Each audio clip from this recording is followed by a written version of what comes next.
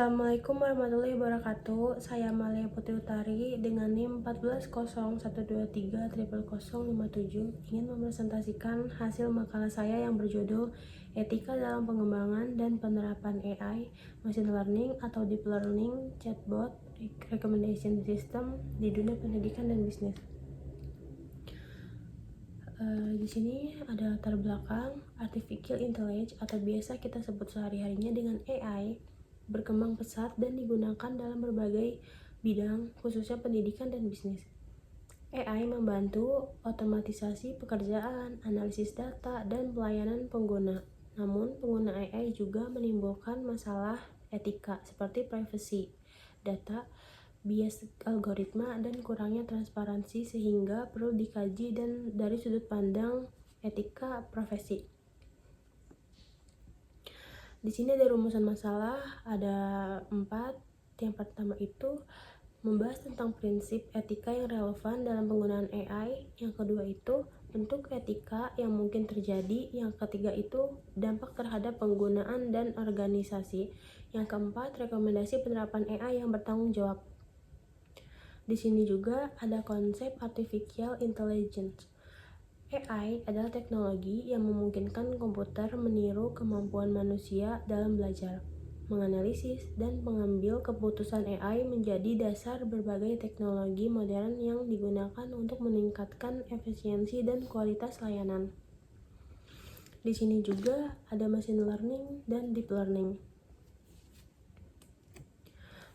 Machine learning cocok untuk masalah dengan data yang tidak terlalu besar dan model yang lebih mudah dipahami. Ada juga deep learning cocok untuk masalah yang kompleks seperti pengolahan gambar, suara, dan bahasa alami karena mampu menemukan pola secara otomatis dari data yang sangat besar. Di sini juga saya kasih contoh machine learning, yaitu memungkinkan sistem belajar dari data tanpa diprogram secara rinci. Ada juga contoh deep learning, yaitu merupakan pengembangan machine learning yang menggunakan jaringan saraf tiruan untuk menangani data yang lebih kompleks seperti gambar, suara, dan bahasa. Di sini juga ada chatbot dan rekomendasi sistem. Saya kasih contohnya, ada chatbot dalam dunia bisnis itu ada 2. Yang pertama itu menjawab pertanyaan pelanggan 24 jam. Yang kedua membantu proses pemesanan produk. Ada juga contoh recommendation system dalam dunia pendidikan. Ada 2 contoh juga seperti di atas. Yang pertama menyarankan produk yang memungkinkan akan dibeli pelanggan. Yang kedua yaitu menampilkan produk berdasarkan riwayat pencarian dan pembelian. Di sini juga ada contoh chatbot dalam dunia pendidikan. Ada 2 juga. Yang pertama menjawab pertanyaan mahasiswa tentang jadwal kuliah. Yang kedua memberikan informasi akademik secara otomatis. Ada juga contoh recommendation system dalam dunia pendidikan. Yang pertama itu merekomendasikan materi pembelajaran sesuai kemampuan mahasiswa. Yang kedua itu menyarankan kursus atau video pembelajaran yang relevan. Di sini juga ada kode etik profesi ICT. Profesional ICT wajib menjaga kerahasiaan data, menghindari penyalahgunaan teknologi, menjamin keamanan sistem, mengutamakan kepentingan publik, serta mengembangkan teknologi yang memberikan manfaat bagi masyarakat.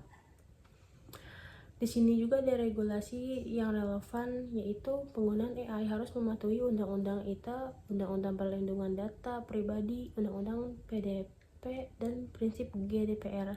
Regulasi ini bertujuan melindungi hak pengguna, keamanan data, dan memastikan penggunaan teknologi secara bertanggung jawab. Di sini juga ada kajian etika AI. Isu etika utama dalam AI meliputi bias algoritma, privasi data, transparansi, akuntabilitas, dan keadilan.